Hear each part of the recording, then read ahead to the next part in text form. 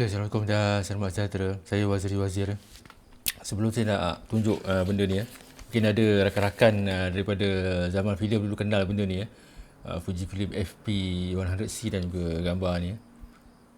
Yang mana yang tak tahu apa benda yang saya tunjuk ni, boleh tunggu orang kata apa sampai last episod kali ni. So kali ni saya nak cerita tentang sedikit tips mengambil gambar portrait dalam studio dan juga pengalaman lah.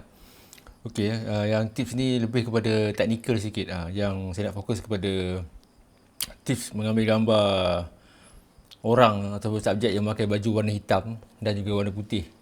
Dan ada setengah-setengah juru foto portrait, terutamanya yang memang fokus kepada portrait wajah orang.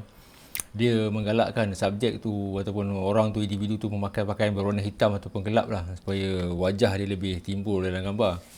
Tapi ada masa-masa tertentu tu gambar ataupun subjek ataupun orang tu perlu memakai pakaian khas yang memang berwarna putih tau. Macam pakaian seragam askar Melayu Diraja, pakai istiadat yang macam kita tengok dalam parlimen tu kan, dia warna putih ataupun macam krim tu. So benda ni, yang saya nak kongsikan tip ni adalah tentang macam mana nak dapatkan bacaan yang bagus lah, nak kata tepat tu tak juga, yang bagus untuk supaya tekstur pada bahagian baju tu, yang baju warna putih ataupun hitam tu masih terakam dalam gambar tu, dia tak burn out ataupun terus jadi gelap hitam tu. Macam gambar tu, kalau subjek tu pakai baju hitam, kalau kita exposure tak betul, contohlah baju dia ada detail tekstur tu kan, kalau exposure tak terlalu bagus, dia kan jadi totally dark, so tak ada detail lah, kain tenunan itu ataupun kesan jahitan dia tu hilang. Dan biasanya kalau kita kena tahu, orang yang mengambil gambar dalam studio ni, selain mengambil gambar saiz pasport untuk interview ke, untuk isi borang kan, yang kebanyakannya ambil gambar dalam studio untuk family ataupun portrait individu tu, kebanyakan dia orang akan print gambar tu besar lah kan. Jarang lah, macam seperti tu tadi lah, kalau ambil gambar saiz pasport tu kecil lah, jarang orang pergi ke dalam studio ambil gambar portrait sama ada individu ataupun keluarga, lepas tu nak print ataupun just nak post dalam social media saja, Facebook, Twitter. So benda tu macam tak berbaloi lah kan, ambil gambar pakai lighting setup yang harga dia beribu-ribu. Kita bayar, individu yang bayar untuk ambil gambar tu tak adalah tinggi sangat, tapi cuma jarang lah orang pergi studio ambil gambar family, ambil gambar portrait, lepas tu nak post dekat social media je kan, ataupun dengan saiz kecil. So tak berbaloi lah, kebanyakan dia orang akan print gambar lah, paling tidak pun mungkin 8R lah paling kecil, dan mungkin ada 1620 ataupun 2024 nak letak dekat dinding kan. So maksud saya, kalau kita sebagai fotografer, kita perlu dapatkan gambar yang terbaik lah. Contohlah macam gambar pakaian istiadat di parlimen tu kan, yang warna putih tu, dia ada tekstur dekat situ tau, tekstur baju tu semua tu. Kalau kita tengok dekat Facebook ke, kita tengok dekat orang kata apa, social media ataupun smartphone, benda tu kita tak nampak, dia halus kan. Tapi kalau kita print besar, tekstur tu kita nampak tau. So kalau kita tak rakam benda tu dengan bagus, kesan tekstur tu akan hilang. Lagi-lagi satu, kalau individu tu ada pakai pakaian yang ada pengingat ke apa semua kan, yang ada benda-benda yang shining, berkilat tu kan, kalau exposure dia tak berapa nak bagus, detail daripada tekstur tu akan hilang. Sama juga macam seperti itu tadi, kalau dia memakai baju warna gelap, warna hitam kan, dia punya tu kadang tekstur dia hilang. So bila kita print gambar tu, dia jadi macam flat hitam, so dia jadi tak cantik lah kan. So cara nak control dia ataupun nak tengok macam mana supaya benda tu tak hilang, ialah dengan merujuk kepada histogram yang ada dalam kamera tu. So histogram tu dia macam carta graf yang turun naik tu lah kan. Dia masing-masing kita kena tengok lah dekat kamera tu macam mana nak setting ataupun macam mana nak bagi nampak histogram tu. Kebanyakan kamera DSLR atau mirrorless yang advance, dia memang ada histogram tu, cuma kita sama ada kita on kan dia ataupun tidak. So cara nak baca histogram tu ialah, kalau nak tengok detail, saya ada buat video sebelum ni, boleh rujuk balik video lama lah. Cara dia nak tengok histogram dia macam tu. Kalau dia berat ke sebelah kiri, maksudnya rapat lah, sentuh dinding ke sebelah kiri, maksudnya kawasan tu totally dark, hitam tu. Contohlah kawasan shadow di atas jalan raya, jalan tar lah kan. Jalan tar tu kan ada macam tekstur batu-batu tu kan. Kalau dia tekstur tu pun, kalau punya graf tu sentuh dinding sebelah kiri, bermaksud kawasan tekstur tu dia jadi totally dark, hitam pekat. Maksudnya tak ada detail lah, kita tak nampak lah kesan-kesan pattern jalan raya tu. Tapi kalau tekstur ataupun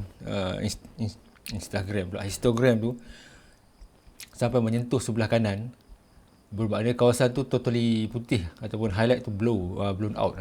Contoh macam kalau kita ambil gambar awan ataupun gambar pemandangan kan, dia ada awan putih kan, kalau histogram tu menyentuh dinding sebelah kanan, bermaksud tekstur pada awan tu hilang.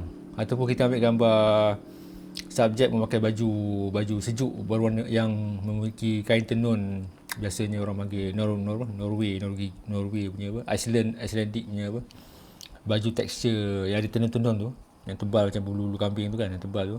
Kalau dia pakai baju warna putih, tapi kita punya histogram tu menyentuh sebelah kanan, bermaksud tekstur tu jadi putih terus, dia tak ada kesan-kesan benang tu.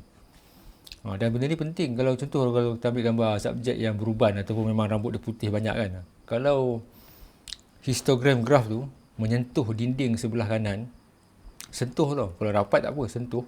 Bermaksud tekstur rambut tu hilang. Kalau rambut tu putih banyak uban apa kan. Putih, ataupun memang rambut dia putih blonde ke apa, blonde apa, grey lah macam Mak Saleh lah, blonde macam mana sebut kan. Putih banyak. Dia punya bila kita, kalau dia punya orang kata apa, kalau saya bagi kalau histogram tu menyentuh sebelah kanan, kesan tekstur rambut tu, helaian rambut tu kita tak nampak tu, dia jadi putih. Dia jadi macam skoping kertas putih, macam spot lah. Memanglah kita takkan dapat semua 100% yang ada helaian rambut tu, tapi cara nak mengelakkan dia tu, so bila kita ambil gambar tu, selain yang guna light meter kan, light meter tu advance kan, selain menggunakan light meter, kita boleh tengok histogram pada kamera kita tu. Pastikan histogram tu berada di tengah-tengah, maksudnya tak menyentuh sebelah kiri, tak menyentuh dinding sebelah kiri histogram tu, dan tak menyentuh sebelah kanan. So maksudnya kalau histogram tu tak menyentuh sebelah kiri, kawasan shadow area tu yang mana ada tekstur semua tu kan, contohlah kalau kita main Rembrandt light kan, kawasan shadow dekat sini pipi ni kan, masih nampak lagi kesan kulit dia tu, dia bukan jadi hitam shadow pekat. Itu kalau dia tak menyentuh sebelah kiri. Dan sebelah kanan pula, kalau histogram tu tak menyentuh sebelah kanan, rapat tak apa, tapi hampir-hampir nak menyentuh sebelah kanan, tapi dia ada orang kata ada 2-3 helai rambut lah, space kat situ tanpa menyentuh dinding sebelah kanan tu, kesan tekstur putih tu masih lagi dapat. Maksudnya kesan-kesan tenunan baju tu dapat lagi benda tu. So kalau kita print besar, dia tak adalah jadi orang kata apa, putih flat je kan, masih nampak lagi kesan benang-benang tu. Tu macam saya bagi tadi lah, kalau untuk Facebook ke Instagram ke ataupun Twitter, benda-benda kecil tu memang kita nampak. Tapi biasanya kalau orang print, pergi studio pakai pakaian tercantik, ambil portrait half body kan, biasanya orang akan print besar lah, paling-paling tidak pun 8R lah. Tapi rugilah print 8R, biasanya bukan 1620 atau 2024. So cara nak pastikan kawasan putih atau hitam tu tak jadi totally dark, ataupun tak jadi highlight tu burn terus, tak ada detail, pastikan yang histogram tu tak menyentuh sebelah kiri dan juga tak menyentuh sebelah kanan. Kadang-kadang ada sikit tu tak apalah, macam tu kadang-kadang ada backlight kan, ada setengah juru foto dia nak pakai 3 point lighting, backlight tu kan, backlight tu kalau dia blue ataupun blown out tak apa, pasal tak ada detail pun kat situ. Macam kita ambil gambar matahari yang tengah hari kan, kalau dia jadi spot putih kan, memang tak ada detail lah dekat matahari tu kan. So tak apalah, memang mustahil lah nak dapat orang kata apa, nak dapat histogram yang tak menyentuh langsung sebelah kanan, pasal itu dah ada matahari seketul tu memang. Tapi benda tu tak ada detail ni, maksudnya kalau ada detail daripada permukaan berwarna putih ataupun hitam, so kita pastikan yang histogram tu ni, dinding-dinding antara tengah-tengah ni saja, dia tak menyentuh sebelah kiri, sebelah kanan. Maksudnya histogram tu bermain di sini saja. Rapat tak apa, tapi bukan menyentuh. Bila sentuh tu maksudnya kawasan tu detail dia hilang, sama ada detail sebelah shadow area ataupun detail highlight area, memang dia tak ada detail kan.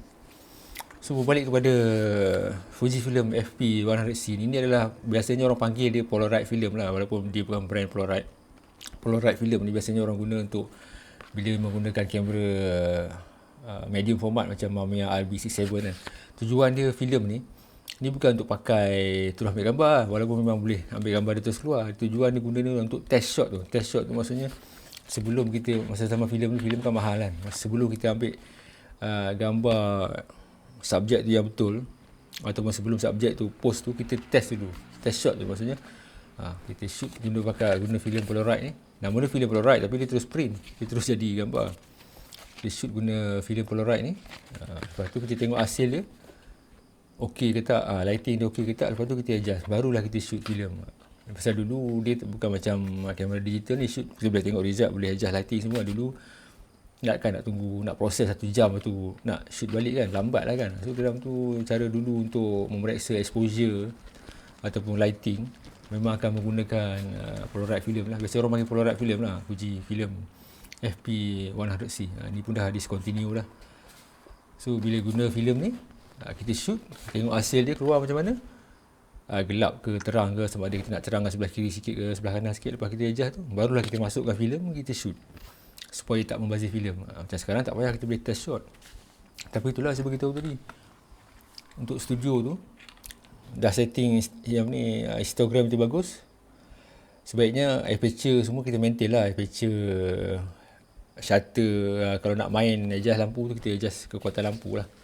Lampu tu kita bagi terang sikit ke, lampu pula flash tu kita bagi terang sikit ke, ataupun gelap sikit, ataupun shutter dah okey, macam shutter kita dah maintain 160 ke ataupun 1125, kita adjust aperture sikit lah, mungkin kita letak 8, 9 lah, main macam tu lah, supaya kawasan yang sebagai tu tadi tu, highlight dan shadow tu, highlight tu tak burn, shadow tu tak jadi totally dark. Itu untuk exposure yang bagus lah. Ni lebih kepada teknikal lah. Tapi kalau ada benda yang masih tak clear, tak jelas, tak apa nak faham sangat apa yang saya cakap tu, boleh tulis di ruang komen. InsyaAllah ada benda yang saya boleh jawab, saya jawab lah. Okay, bagi.